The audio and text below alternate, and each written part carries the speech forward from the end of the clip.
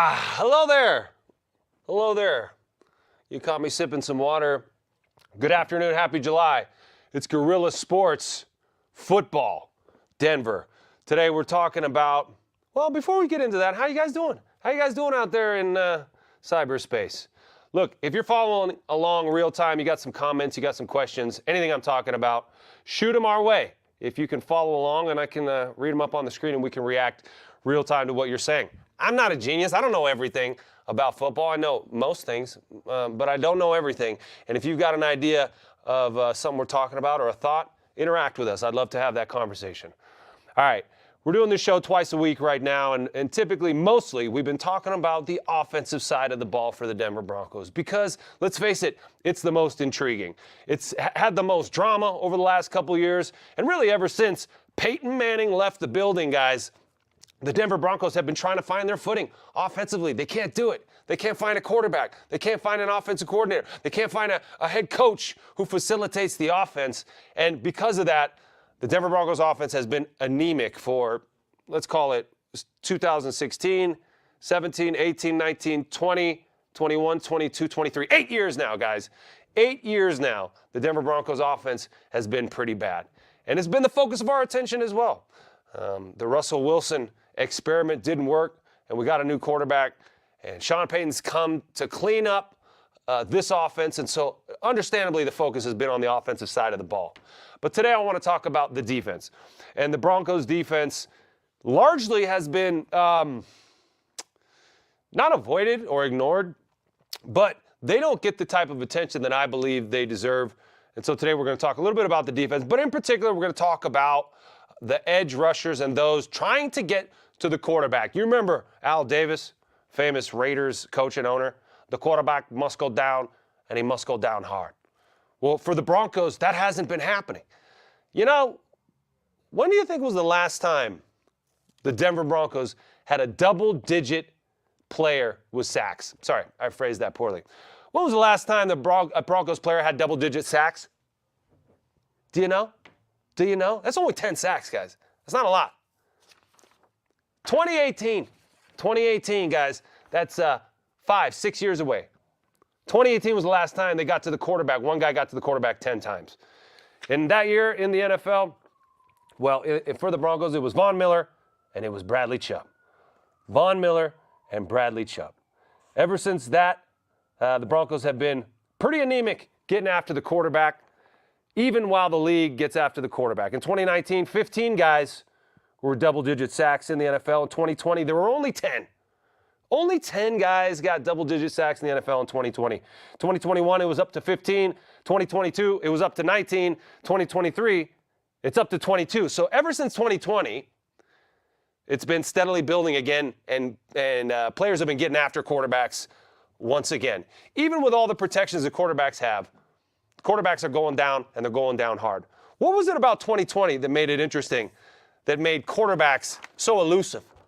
I'll tell you what it was. It was COVID. You couldn't hug your grandma, right? You had to wear a mask everywhere, and there was no fans in the fucking stands for NFL games, and quarterbacks got to work the snap count, and defensive ends couldn't jump the snap count. That was the worst year for defense in the NFL in the history of the game, 2020. It was the best year for offense. Ever since then, the defense has been catching back up. So anyway, the Denver Broncos are trying to change that stat that I just mentioned. 2018, the last time they had double-digit sacks. Who is going to be that player for the Denver Broncos this year? Or will a player on the Denver Broncos this year have 10 sacks? Now, if you're a betting man, who would you bet? Would it be Baron Browning? Baron Browning. Fourth-year pro. There he is. 25 years old. He's 6'3", 240 pounds. I don't know if you remember this, but he was a third-round pick in 2021. In his first year, 2021, for the Broncos, Vic Fangio, hey, forget about it. Vic Fangio put him at inside linebacker. Okay, Baron Browning played inside line. There's Vic. He wants all the meatballs and a pasta. Vic was a very good defensive coach, very well respected throughout the league, but became the head coach here. And he left a lot to be desired. There were too many hats, and he couldn't wear them. And he had to operate during COVID, and that just wasn't his ball game. But in 2021, Baron Browning was in his first year as the Denver Bronco, and he played inside linebacker, okay? He was banged up in training camp, minicamp, And that wasn't his right position. He played a lot of special teams that year, but in 2022, they switched him, and this was Nathaniel Hackett and his staff, switched him to edge rusher, to outside linebacker, okay? And an outside linebacker, that seems to be Baron Browning's spot. He played 14 games that year. He had 8 starts, 1 interception, 5 sacks, 12 quarterback hits in 2022. But you notice he only had 14 games under his belt and only started 8 of those, okay? So in 2023, his third year as a pro, also had some injury issues. 10 games he played in, 9 starts, 2 forced fumbles, 4.5 sacks, 9 quarterback hits. But it's hard not to see Baron Browning as somebody with a ton of potential. The coaches love him. They see he's an emerging leader on this team, and they think that under the right circumstances, of course, staying healthy is one of those things, but with the right supporting cast around him, Baron Browning could be that guy with double-digit sacks. But how about Jonathan Cooper? Jonathan Cooper, 7th-round draft pick, 2021, came in the same year as Baron Browning, had a heart condition that was pretty serious. He had like open heart surgery, guys, in the offseason before the NFL draft, and he was still drafted, and he still made a team, and he's still an impact player. But that had some teams balking at getting Jonathan Cooper because, yes, he has a heart condition. But he's been able to overcome that and become a pretty productive member of this team. In 2021, he played in 16 games. He started 5. He had 2.5 sacks, 4 tackles for loss, and 7 quarterback hits. In 2022, he played in 14 games. Started 9, 2 sacks, 2 tackles for losses, and 7 quarterback hits. But it was really last year, in 2023, that Jonathan Cooper. No, that's good. Put him back up there. Yeah, there he is. Jonathan Cooper. It's like the mirror image thing where you kind of forget where you're pointing. But Jonathan Cooper, last year, played in all 17 games. He started all 17 games, and he led this team in sacks with 8.5 sacks. 14 tackles for loss. Tackles for loss means behind the line of scrimmage. So that means you're in the backfield causing havoc. 14 tackles for losses for Jonathan Cooper and 13 quarterback hits last year. A very productive season for him. He also had a forced fumble, 2 fumble recoveries, and a touchdown. He had that touchdown. I would be remiss, though, if I didn't mention Baron Browning's interception that he had. Did he have that interception last year? Yeah, he had that. No, that was 2022. He had an interception. So whenever a big guy gets an interception, you got to give him props. So you got Baron Browning, you got Jonathan Cooper, and now added to the mix in this edge rusher rotation is Nick Bonito. Nick Bonito, there he is, a 3rd round. He's in his 3rd year as a pro. He was a 2nd-round pick. He's 24 years old, 6'3", 240 pounds. Now in 2022, which was his rookie campaign, he played in 15 games, but he only started 1. And he only had 1.5 sacks, 1 tackle for loss, 3 quarterback hits. Was not very productive that year. And there was a lot of skeptics thinking that Nick Bonito was a bad pick. Nick Bonito wasn't going to be able to get it done. He wasn't going to be able to hold the edge. They call those players edge rushers because they are the edge of the frontline defensive attack. And they must hold that edge sometimes when there's a running play and not allow anyone to get outside of them. That's why they call it the edge. And sometimes a guy who's a little light in the ass, like Nick Bonito is, not for the everyday man, you see him walking around, you say, that's a big dude. But on an NFL football field amongst defensive and offensive linemen, Nick Bonito is not a big dude. And so if you have an offensive tackle, for example, who gets his hands on him and twists him around, he can cause Nick Bonito to lose the edge. The edge collapses and a running lane opens up there. And you can run down the throat of players, edge players, who can't hold the edge. So the question about Nick Bonito was, is he big enough to hold the edge? Is he an every down player? Can he hold up the edge? We know he can rush the quarterback. He's athletic. But can he stop the run? That remains to be seen, but I'll tell you, Nick Bonito from year 1 to year 2 made a big jump. He had 8 sacks last year. He played in 15 games. He only started 4, but he had 8 sacks. 13 tackles for loss, and 20 quarterback hits. He got after the quarterback. He showed some real improvement. He showed some toughness. He showed some skill, some technique that he improved from year 1 to year 2. So can Nick Bonito continue to show those improvements from year 2 to year 3 and be that guy with double-digit sacks? Or will it be Jonah Ellis, guys? Jonah Ellis, a rookie, 3rd-round draft pick, son of one of my former teammates, Luther Ellis. Luther Ellis was a massive dude, a defensive lineman, who I remember he had little kids back then when we played together, and I guess this was one of them. This guy, Jonah Ellis, had 12 sacks in 2023 at Utah. So how is he going to factor in part of this rotation? But you got to kind of pump the brakes when you have expectations about a rookie coming in and lighting it on fire, especially when you're behind guys like Baron Browning, Jonathan Cooper, Nick Bonito, and Jonah Ellis, who I'm sorry, and not Jonah Ellis, but Nick Bonito, Jonathan Cooper, Baron Browning, who are cementing themselves as integral parts of this rotation. And so when you talk about getting after the quarterback, these days it is more about a rotation. But the last guy for the Broncos to have double-digit sacks, like I mentioned, was Von Miller. And I think it's interesting to take a look at Von Miller and his career here and understand why he was so great. Okay, now, first of all, Von Miller possesses physical skills and talents that most elite athletes are not blessed with.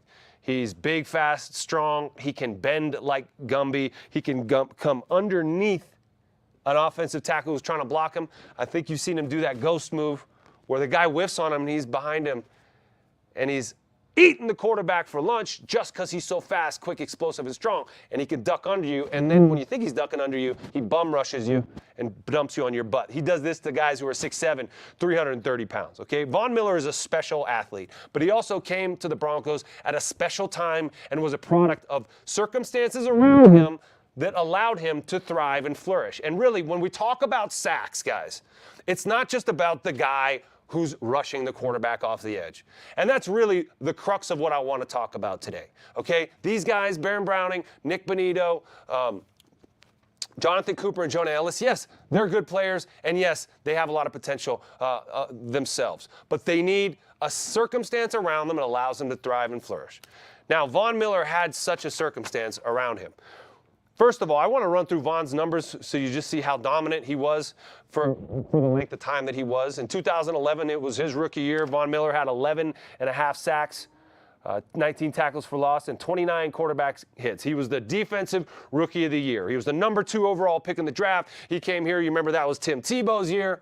Okay, the Broncos went 8-8. They snuck into the playoffs.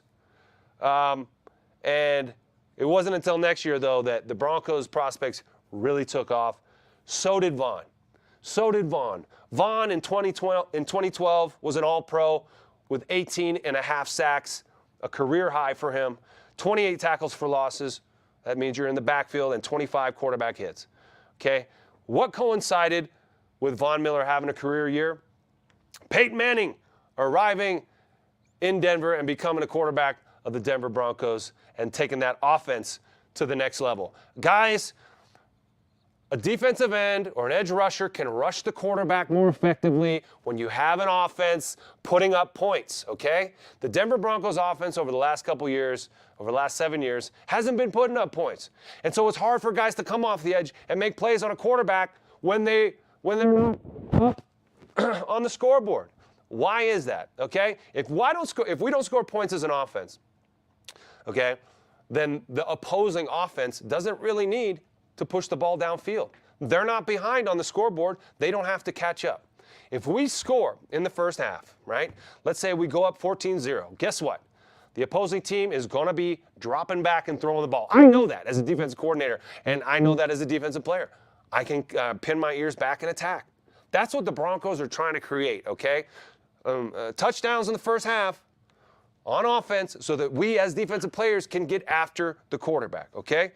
2012, 18.5 sacks. 2013, Von Miller got hurt, and he only had 5 sacks. But in 2014, 14 sacks. 2015, 11 sacks. 2016, 13.5 sacks. 2017, 10 sacks. 2018, 14.5 sacks, and then it fell off from there. But in addition to the offense that I talked about, right, and Peyton Manning and his awesomeness, and really the elite level that offense was playing at, it's also about the defensive players that you have around him. So coinciding with Von Miller's arrival here in Denver was the arrival of his bosom buddy right next to him on the line, Derek Wolfe. Derek Wolfe, we know him very well. He was a dominant player in the NFL, not really statistically necessarily, but he dominated in that he provided someone next to Von Miller who could absolutely eat up blockers and create a double team situation where Von Miller would have a single man blocking him on the outside. Okay, Derek Wolfe was here from 2012 to 2019. And those were Von Miller's most productive years as a Denver Bronco. Okay, during that time, Derek Wolfe, 33 sacks, 299 tackles, 46 tackles for loss, 77 quarterback hits. Derek Wolfe was incredibly productive in the middle. And so you ask, what Broncos are going to be productive in the middle to allow these guys to thrive on the outside? Now, the Denver Broncos recently picked up Jonathan Franklin Myers, a man in the middle from the New York Jets who they loved over there. They loved the way he played. They loved what he was for the team in the locker room. Jonathan Franklin Myers figures to be a huge addition in the middle of this defense. And he's going to eat up blockers and allow some things to get loose on the outside. Also, Zach Allen, who signed a huge contract last year and is a defensive lineman tackle for the Broncos. Had a decent year last year, but needs someone else next to him help it out. And then there's DJ Jones, a free agent acquisition a couple years ago from the Niners, who's played pretty well in flashes here, but hasn't necessarily cemented himself as the dominant force in the middle that the Broncos hoped he would be. So, as we stand right now, the Denver Broncos edge rushers, yes, they're looking at these stats. Yes, they are looking at the fact that they haven't had anyone in double-digit sacks since 2018, but it's about the whole system, okay? Sean Payton has come here to fix the whole team. And I'll tell you what, I spoke with my old coach, Mike Shanahan, last year in depth about his coaching journey and where he learned what he knows about coaching, about how to call a game. Because if you're a Broncos fan, and you've been a Broncos fan, not just since Peyton Manning got here, but since the 60s, 70s, 80s, 90s, you'll remember a young Mike Shanahan getting here in 1984, I believe. Hold on, I'm going to take a sip of water from my Guerilla Sports mug. Tasty. Mike Shanahan got here as a receiver coach in 1984. And within a couple of years, he was the offensive coordinator here. He had probably 10 years of experience in college calling games. And he was able to take over for a team that was quarterbacked by one of the best quarterbacks of all time, John Elway. And when you have a quarterback like John Elway, who does things like John Elway did back then, it's very tempting to rely on the abilities of a guy like John Elway. And the Denver Broncos offense was able to do that for quite a while. And Mike Shanahan, as a head coach, as an offense coordinator, was the play caller for the Broncos in 3 separate Super Bowls, okay? 3 separate Super Bowls. Pretty good season, right? You make it to the Super Bowl. No, not if you get your ass kicked in the Super Bowl, at least not according to Mike Shanahan. That's the biggest stage in sports. And you get all the way there and you lose the big one. Not only do you lose the big one, but you get dominated. Mike told me an interesting story about the offseason after a couple of these Super Bowls when he was calling plays. Now, coaching circuits, coaching conventions, they're really big for coaches, college coaches, high school coaches in the offseason, and they have a successful coach come and speak to the team. To these coaches who come to the convention. Some of them come to get drunk with their buddies. Some of them come to actually learn, to schmooze, to politic for the next job because they're all going to get fired at some point. These coaches, they have a very peripatetic life. Look that one up. They're transients. They have to move a lot. If you suck, if your team sucks 2 or 3 years, the whole coaching staff gets changed. These coaches bounce around a lot, so they're always having to network. They're always having to meet up with their old buddies and politic for the next job in case this one doesn't work out. Well, Mike Shanahan was asked to come speak at one of these coaching conventions. And it was after one of the Super Bowl years where they lost in the Super Bowl, and he was preparing his speech. He was preparing like a PowerPoint, and he was going through the cut-ups of his old plays, his plays for the Broncos, for the team that he just got to the Super Bowl. And he's watching film, and he's like, my offense isn't any good. That's what he told me. He said to himself, my offense isn't any good. All it is number 7 running around back there making plays. I don't control the pace of the game. I don't know how to manage the clock. He's not saying that. But what he's talking about is in the biggest game, on the biggest stage, you have to be able to run the football and manage the clock. If you don't run the football and manage the clock, then your defense stays on the field and they get tired. And then your offense has to throw the ball 50 times like they did in those games. The teams who manage the clock and who run the football effectively and commit to it are able to keep their defense fresh, and then the defense comes on the field and attacks, just like Von Miller was doing, right, in the Peyton Manning years. The offense of the Broncos was so dominant and ate up so much clock that the defense of the Broncos was allowed to just sit there and wait and then peel their ears back and attack. And that's what we haven't seen from this Denver Bronco offense in 7 freaking years, guys. 7 years. Now, Mike Shanahan, guys, when he finally learned what it meant to manage this whole thing was 92, 93, 94 when he became the offensive coordinator of the San Francisco 49ers. Now, he had been fired. He'd been let go by Dan Reeves here. There was a power struggle. They lost the Super Bowl, a couple Super Bowls. There was some weird feelings with Elway and some of those guys. Anyway, Mike Shanahan ended up getting let go, and he found himself as offensive coordinator of the 49ers. Bill Walsh had just stepped down. George Seifert had taken over, and this was a well-oiled machine. The San Francisco 49ers had won 4 Super Bowls in 9 years. They were a dynasty, and not only were they just a dynasty on the field, but the way they managed their players and the organization off the field was a lesson for Mike in how to run an organization, and he would get that chance 3 years later when he became the head coach here. But the interesting part about what he learned as the OC of the 49ers was about running the football and controlling the clock in the big game. And finally, in 1994, when he was the offensive coordinator of that, one of the best teams of all time, 94 Niners, I was a 49er fan growing up, if you couldn't tell. We had one kid on our block who was a Broncos fan. I'm from California. We had one kid on our block who was a Broncos fan. His name was Zach. We made fun of Zach a lot because who was a Broncos fan in California, right? Zach was. Not us. We were Niners fans, and it was a great time to be a Niners fan.